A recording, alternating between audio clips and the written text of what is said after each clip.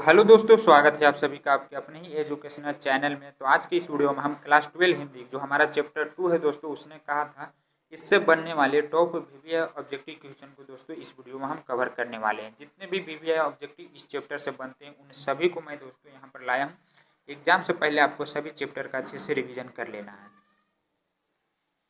Total 52 है दोस्तों, क्योंकि ये बड़ा चैप्टर है तो इससे बहुत सारे क्वेश्चन हमारे बोर्ड एग्जाम में पूछा जाता है। तो आपको सभी को अच्छे से कवर करना है। मैं एक क्वेश्चन को 2 बार पढ़ूंगा, आपको सिर्फ ध्यान से सुनना है। आपको दिख रहा होगा कम, क्योंकि इसमें मिस प्रिंटिंग है बुक में ही। तो आपको मेरी बातों को ध्यान से सुनना है। मैं एक क्वेश्चन को अच्छे से पढ़ूंगा, आपको सुनते ही याद हो जाएगा। और जो क्वेश्चन आपको पहले से याद हो उसका आंसर कमेंट करने का कोशिश किया कीजिएगा, ताकि मुझे भी पता चले कि आपको पहले से कितना याद था। तो यहाँ पर देखिए, सबसे पहला क्वेश्चन में क्या कहा जा रहा है, कहानी के बीच से उठाया गया कि देखते नहीं यह रेशम का कढ़ा हुआ सालू, यह पंक्ति किस शीर्षक कहानी का है। जब लहना सिंह दोस्तों अपनी प्रेमिका से बाजार से पूछता है कि क्या तेरी कुर्मई हो गई, तब उसी समय दोस्तों लड़की बोलती है कि देखते नहीं यह रेशम का कढ़ा हुआ सालू। यह पंक्ति जैसे ही वो सुनती है तो सुनता है मतलब, तो उसके मन में दोस्तों बहुत गुस्सा आने लगता है और वहीं पर लड़की फिर धत कहकर भाग जाती है। तो ये पंक्ति जो कहाँ से लिया गया, तो उसने कहा था क्या। तो आप थोड़ा सा भी कहानी पढ़े होंगे तो आपको ये याद होगा, नहीं याद है तो अभी याद कर लीजिए। उसके बाद अगला दूसरा में क्या कह रहा है, सूबेदार बोला लहना सिंह सूबेदारनी तुमको जानती है, बुलाती है, जा मिल आ। यह कथन किस शीर्षक पाठ से है। तो देखिए, जो लहना सिंह और सूबेदार जब बॉर्डर पे जा रहे थे दोस्तों, तो उनकी जो सूबेदारनी है उनको चिंतित थी, क्योंकि उनसे पहले वो प्रेम कर चुकी थी। तो उनको बोलती है कि वो जानती है, बुला बुला रही है, जाके थोड़ा सा बात कर लो। तो यह भी कथन दोस्तों कहानी के बीच से उठाया गया, जो कि कहा गया, उसने कहा था कि इससे लिया गया है। तो आपको थोड़ा बहुत कहानी भी पढ़ना चाहिए, तब दोस्तों अच्छे से याद हो जाएगा, पूरा ऑब्जेक्टिव खुद से याद हो जाएगा। अगर आपने कहानी पढ़ा होगा पहले से तब, नहीं तो अभी तो कम समय है तो आप याद भी कर सकते हैं। उसने कहा था कहानी में किस युद्ध का उल्लेख किया गया है। इसमें दोस्तों ये किस युद्ध में वो लड़ने के लिए गए थे, तो प्रथम विश्व युद्ध में, जो 1915 में हुआ था दोस्तों, प्रथम युद्ध हुई, इसके बारे में इसमें चर्चा की गई है। तो ऑप्शन ए सही आंसर हो जाएगा। अगला चौथा नंबर में क्या कह रहा है कि निमोनिया से मरने वाले को मुरब्बा नहीं मिला करते, या उक्त शीर्षक पाठ से लिया गया, मतलब कहाँ से लिया गया है। तो इसका देखिए मैं थोड़ा अर्थ बता देता हूँ। निमोनिया से मरने वालों को मुरब्बा नहीं मिला करता, मतलब जो निमोनिया से मर जाता है दोस्तों, उसको कफन करने के लिए मतलब मिट्टी या लकड़ी से भी नहीं किया जाता। तो वही पंक्ति है, उसने कहा था युद्ध के समय पर ये बोला गया था। तो ऑप्शन ए सही आंसर हो जाएगा। वजीरा सिंह किस कहानी का पात्र है। तो देखिए, वजीरा सिंह आपको जब कहानी पढ़ोगे तब पता होगा कि वजीरा सिंह उसने कहा था कि कहानी का पात्र है। जैसे अभी तो ये चैप्टर पढ़ रहे हैं तो आसान लग रहा होगा कि हाँ ये चैप्टर के है तो इसी चैप्टर का होगा, लेकिन जब बोर्ड एग्जाम में आएगा दोस्तों तो आपको याद रखना पड़ेगा, क्योंकि टोटल 24 चैप्टर है। 24 में से 21 में आया था, तो आपको याद रखना उसने कहा था में आया था। बुधा सिंह के पिता का क्या नाम था। इनके पिता का नाम बताना, तो हजारा सिंह उनके पिता का नाम था। ऑप्शन सी सही आंसर हो जाएगा। लहना सिंह किस देश की ओर से युद्ध कर रहा था। देखिए, जब प्रथम विश्व युद्ध हो रहा था दोस्तों, तो हमारे देश के कुछ सैनिक गए थे, किसके तरफ से, इंग्लैंड की तरफ से। क्यों गए थे, क्यों, उन्होंने बोला था कि अगर आप हमारे तरफ से लड़ते हो तो मैं तुमको आज़ाद कर दूंगा। तो उस समय धोखा किया था, तो इंग्लैंड की तरफ से कुछ सैनिक यहाँ से गए थे। एक अकालिया से कितने के बराबर होता है। देखिए, यहाँ पर ये क्वेश्चन भी दोस्तों काफ़ी इंपॉर्टेंट है, 1.25 के बराबर होता है। ऑप्शन बी वाला सही आंसर हो जाएगा। सूबेदार ने किस कहानी की पात्रा है। देखिए, सूबेदार और सूबेदारनी दोनों पति पत्नी थे, तो इसी कहानी की पात्रा है। तो ऑप्शन बी सही आंसर हो जाएगा। हिंदी कहानी के विकास में मील का पत्थर कौन सी कहानी क्यों मानी जाती है। देखिए, ये ऑब्जेक्टिव दोस्तों बहुत कम बच्चे पढ़ के जाते हैं, लेकिन ये क्वेश्चन आता है, और ये दोस्तों बीच कहानी में से उठाकर पूछा गया है। तो आपको याद रखना कि मील का पत्थर किस कहानी को कहा जाता है, तो उसने कहा था कहानी को मील का पत्थर कहा जाता है। अगला है कि तेरी कुड़मई हो गई, यह जो पंक्ति दोस्तों किस कहानी से संबंधित है। तो मैं पहले भी बता चुका हूँ कि उसने कहा था से ऑप्शन बी सही आंसर हो जाएगा। इसमें अधिकतर क्वेश्चन दोस्तों कहानी के बीच से ही उठाकर पूछा जाता है, इसलिए कहानी इंपॉर्टेंट है। इसका आप अगर ना हो सके तो इसका एक बार समरी भी सुन लीजिएगा, तो आप अधिकतर क्वेश्चन उसी से आपका ही हो जाएगा। बिना फेरे घोड़ा बिगड़ता है और बिना लड़े सिपाही, यह पंक्ति किस कहानी से लिया गया है। देखिए, सारा पंक्ति दोस्तों कहानी के बीच से उठाकर पूछा जा रहा है, तो उसने कहा था से लिया गया है। बुध का काटा रचना है, तो ये जो रचना है दोस्तों किनकी है, किसकी है, वो बताना है। तो चंद्रधर शर्मा गुलेरी की है, तो ऑप्शन बी सही आंसर हो जाएगा। चंद्रधर शर्मा गुलेरी किस सदी के प्रमुख लेखक थे। यहाँ पर सती बताना, तो ये दोस्तों अभी 21वीं सदी की 100 साल आप पीछे कर दीजिएगा तो ये हो जाएगा 20वीं सदी। गुलेरी जी ने कुल कितनी कहानियाँ लिखी थी? देखिए इन्होंने टोटल 3 कहानियाँ लिखी थी, काफ़ी फेमस थी दोस्तों ये तीनों, आपको याद रखना। ऑप्शन सी सही आंसर हो जाएगा। उसने कहा था कहानी का नायक कौन है? नायक मतलब जो कहानी है, जैसे मान लीजिए अभी फिल्म चलता है तो फिल्म में जो मेन हीरो होता है दोस्तों वही मेन नायक होता है। तो लहाना सिंह था दोस्तों, यहाँ पर ऑप्शन ए सही आंसर हो जाएगा, जो अपने प्रेम के बलिदान बलिदान दे दिए थे प्रेम के लिए। निम्न में से कौन सी रचना गुलेरी जी की नहीं है? देखिए यहाँ पर पूछा जा रहा नहीं है। 3 को तो मैंने बताया अभी कि इनका 3 को काफ़ी फेमस था, एगो नहीं है तो वो है हरि का हरि नाम।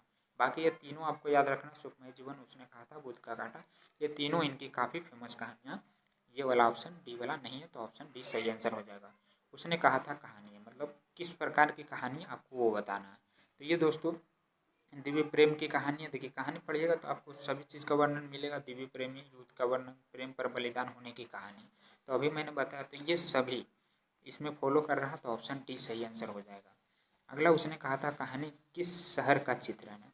तो ये दोस्तों अपने मामा के यहाँ गए थे अमृतसर, वहीं पर इन्होंने उस लड़के से मुलाकात की थी। तो इसका सही आंसर क्या हो जाएगा? अमृतसर का इसमें एक जगह जिक्र है, ऑप्शन ए सही आंसर हो जाएगा। उसके बाद एक लहाना सिंह के गांव का क्या नाम था? तो लहाना सिंह का गांव का नाम बताना है तो अमृतसर नहीं, यहाँ पर इसका सही आंसर हो जाएगा मगरे। गांव का नाम मगरे था, हाँ, ऑप्शन ए सही आंसर हो जाएगा। लहाना सिंह किस पद पर था? लहाना सिंह को दोस्तों कौन सा पद था? तो जमादार थे, वो ऑप्शन सी सही आंसर हो जाएगा। लहाना सिंह की मृत्यु किसकी गोद में हुई थी? देखिए यहाँ पर इस क्वेश्चन में थोड़ा डाउट हो सकता है तो आप लोग देख लीजिएगा। जब उनको गोली लगी थी दोस्तों तो उसकी गोद वजीरा सिंह की थी शायद, हाँ वजीरा सिंह इसका ऑप्शन बी सही आंसर हो जाएगा। पलटन का विदूषक कौन था? तो इसका सही आंसर क्या हो जाएगा?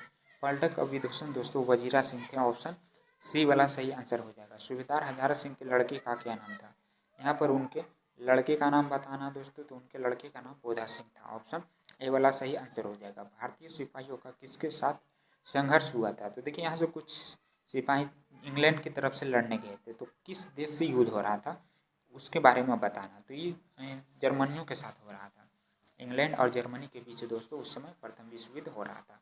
जर्मन पलटन को किसने मार गिराया था? यहाँ पर दोस्तों उनको किसने मारा था? तो लहाना सिंह ने मारा था, ऑप्शन ए वाला सी वाला सही आंसर हो जाएगा।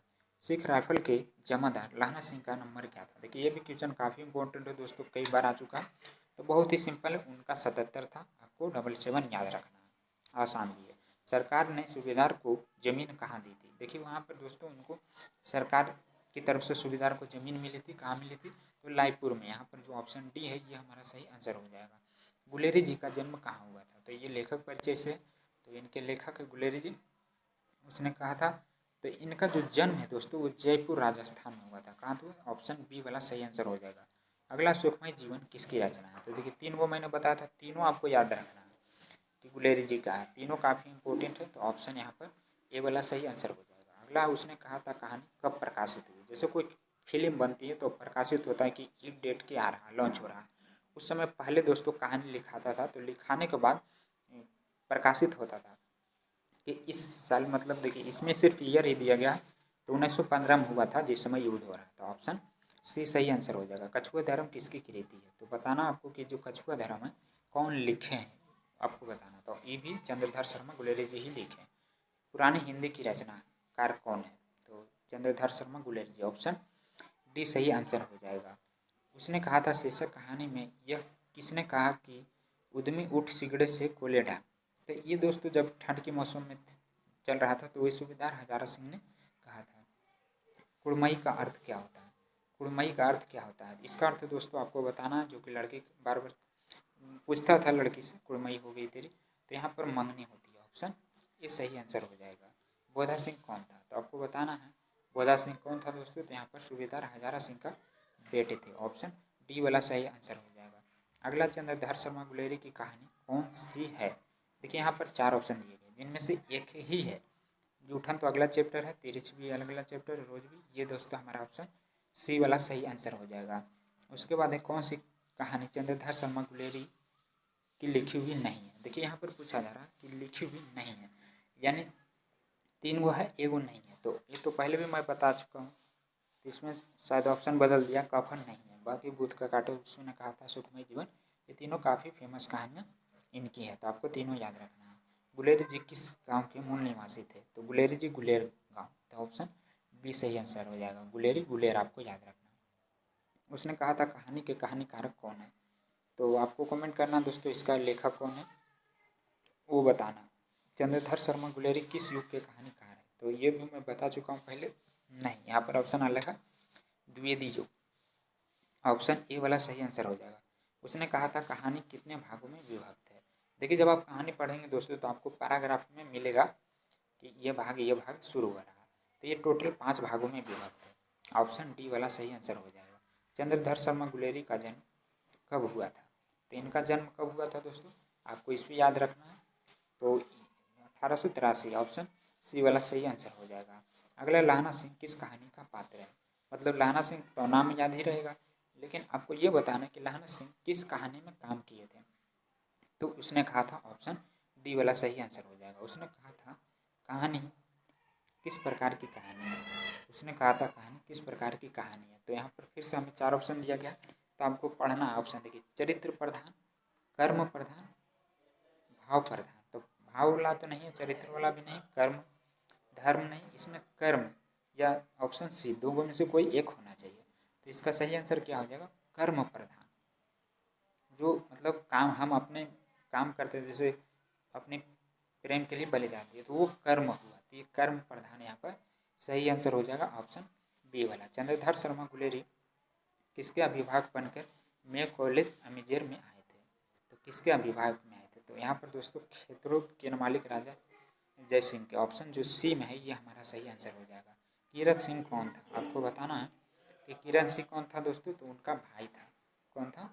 ऑप्शन बी लाना सिंह का भतीजा दे रहा है। तो इसमें भी मुझे डाउट लग रहा है, क्योंकि मुझे जहाँ तक याद है कि भाई होना चाहिए। तो एक बार आप इसे गूगल पे सर्च करके देख लीजिएगा। बचपन में लाना सिंह लड़की से बार बार कौन सा प्रश्न पूछता था? तो इसको आपको दोस्तों कमेंट करके बताना है कौन सा पूछते थे। ये तो आधा ही होगा, सबके याद रहता है। अगला लेफ्टिनेंट साहब सूबेदार को कितने आदमी खंदक में छोड़कर जाने को कहता है? कितने आदमी कहते हैं दोस्तों? तो ये हो जाएगा 10 आदमी। ऑप्शन जो बी है ये हमारा सही आंसर हो जाएगा। अमृतसर में लाना सिंह के कौन थे? अमृतसर में दोस्तों लाना सिंह के मामा रहते थे। ऑप्शन यहाँ पर सी वाला सही आंसर हो जाएगा। अगला लाना सिंह सूबेदार को वापस बुलाने के लिए किसे भेजते हैं? तो किसे भेजते हैं दोस्तों? वजीरा सिंह को। तो यहाँ पर ऑप्शन ए है ये हमारा सही आंसर हो जाएगा। अगले सूबेदार ने अपने पति एवं पुत्र की रक्षा के लिए किससे कहा? तो जब दोनों युद्ध पे जा रहे थे दोस्तों सूबेदार और वजीरा सिंह, तो उनकी पत्नी लहना सिंह से, सूबेदार और लहना सिंह दोनों जा रहे थे, तो लहना सिंह से कहती है कि हमारे पुत्र और पति की रक्षा करना। तो ये तो आपको पता ही होगा दोस्तों। बस इतना ही था इस चैप्टर से। काफ़ी इंपॉर्टेंट क्वेश्चन जो बनते हैं वो सारा मैंने बता दिया। अगर आप इतना याद कर लेते हैं तो आपका एक भी ऑब्जेक्टिव इस चैप्टर से नहीं छूटेगा। तो मिलते हैं अगले नेक्स्ट वीडियो में। ऐसे तो नेक्स्ट चैप्टर का अपलोड हो गया दोस्तों। अगर आप अभी तुरंत देखना चाहते हैं तो रिवीजन कर सकते हैं। लिंक आपको डिस्क्रिप्शन में मिल जाएगा चैप्टर 3 करके।